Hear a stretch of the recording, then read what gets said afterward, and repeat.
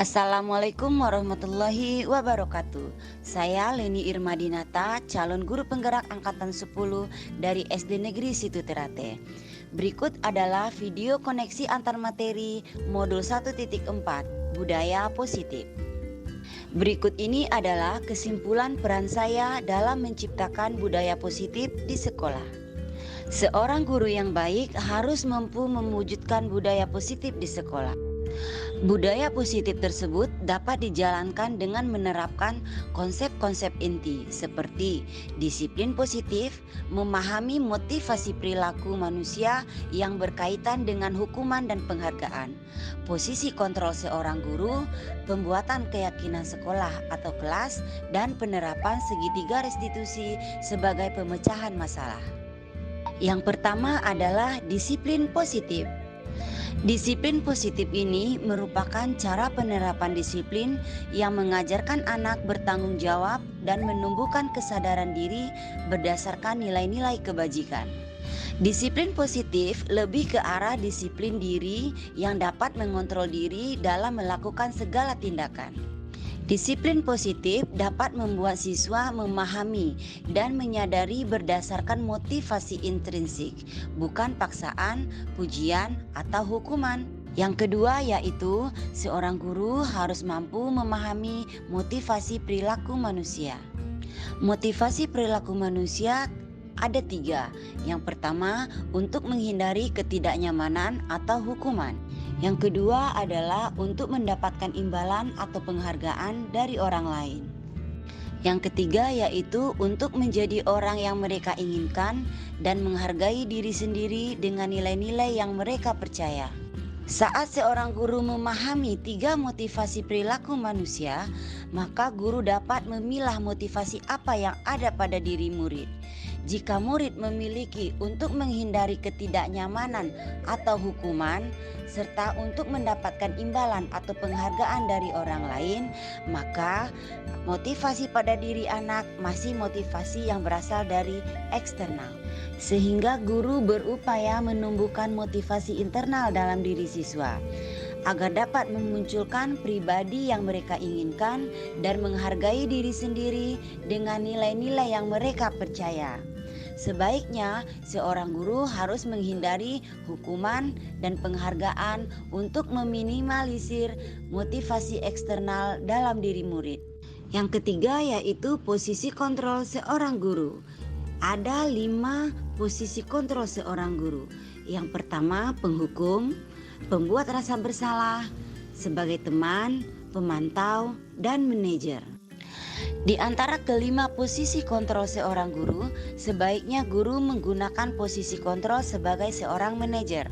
Sebagai seorang manajer, guru berbuat sesuatu bersama murid, mempersilahkan murid mempertanggungjawabkan perilakunya, dan mendukung murid menemukan solusi atas permasalahan sendiri. Posisi manajer mengacu pada restitusi yang dapat menjadikan murid sebagai manajer bagi dirinya sendiri, sehingga tercipta identitas positif atau berhasil pada diri murid. Yang keempat adalah pembuatan keyakinan sekolah atau kelas. Seorang guru berperan dalam mewujudkan keyakinan kelas dengan adanya kesepakatan antara guru dan murid. Keyakinan sekolah atau kelas berupa pernyataan universal yang mudah diingat, dipahami, dan harus diterapkan dalam lingkungan sekolah. Yang kelima adalah penerapan segitiga restitusi dalam penyelesaian masalah. Guru yang berperan sebagai manajer menggunakan segitiga restitusi dalam menyelesaikan masalah. Tahap yang dilalui yaitu menstabilkan identitas, validasi tindakan yang salah, dan menanyakan keyakinan. Tujuannya adalah untuk menghasilkan murid yang mandiri. Keterkaitan antara materi budaya positif dengan materi yang terdahulu yaitu keterkaitan antara materi budaya positif dengan materi yang terdahulu yaitu budaya positif ini akan terwujud jika seorang guru mempunyai 5 peran dan nilai guru seorang penggerak, yaitu berpihak kepada murid, mandiri, reflektif, kolaboratif, dan inovatif. Budaya positif juga akan terwujud dengan kolaborasi warga sekolah dengan keyakinan sekolah yang telah disepakati bersama. Salah satu perubahan yang diinginkan sesuai visi guru penggerak adalah terbentuknya budaya positif untuk mendapatkan sekolah yang nyaman dan berpihak kepada murid. Oleh karena itu, pembuatan visi guru penggerak dengan prakarsa perubahan yang sesuai filosofi Ki Hajar Dewantara dan profil pelajar Pancasila.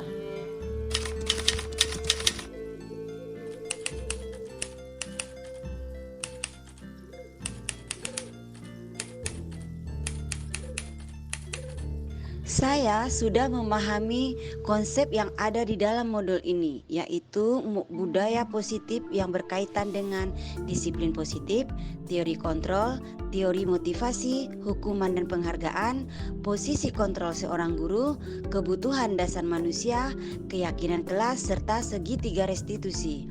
Seluruh konsep tersebut harus dipahami serta diwujudkan dengan berbagi dengan rekan guru di sekolah.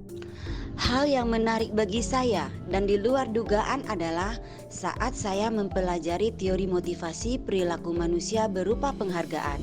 Ternyata penghargaan berdampak kurang baik bagi murid, yaitu dapat merusak hubungan, mengurangi ketepatan, menurunkan kualitas, mematikan kreativitas, dan bersifat menghukum.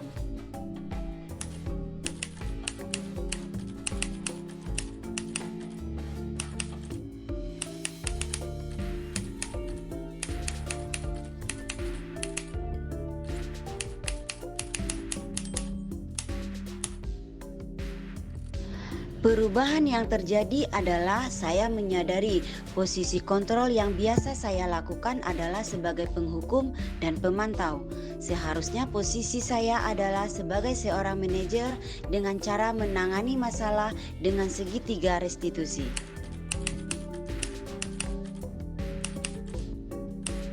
Saat saya menangani siswa yang saat jam pelajaran agama marah-marah sampai menggebrak meja karena pekerjaannya dicontek oleh temannya, saya menggunakan segitiga restitusi, yaitu menstabilkan identitas, validasi tindakan yang salah, serta menanyakan keyakinan.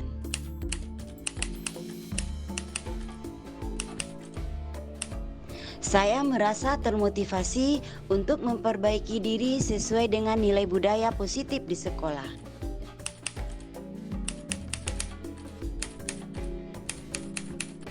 Menurut saya, hal yang sudah baik adalah sudah mulai munculnya motivasi internal untuk melakukan budaya positif sesuai dengan nilai-nilai dan kebajikan yang diyakini. Yang diperbaiki adalah posisi guru adalah sebagai manajer.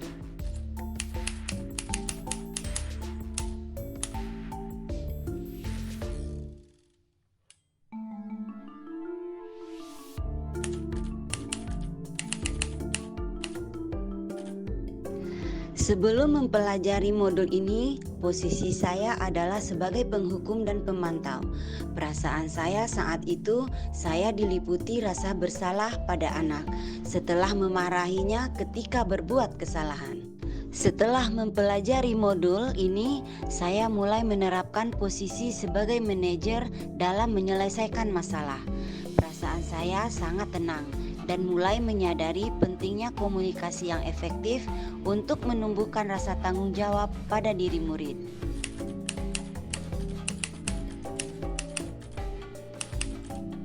Pernah, namun saya hanya menerapkan satu tahapan saja, yaitu menstabilkan identitas dengan memberikan pernyataan.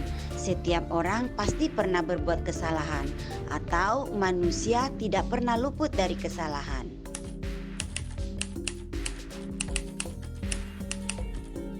Menurut saya, yang paling penting untuk dipelajari dalam proses menciptakan budaya positif adalah terciptanya kolaborasi antara sekolah, orang tua, agar budaya positif ini tidak hanya di sekolah saja, tetapi juga diterapkan di rumah, agar menjadi suatu kebiasaan atau karakter saat anak berada di lingkungan sekolah.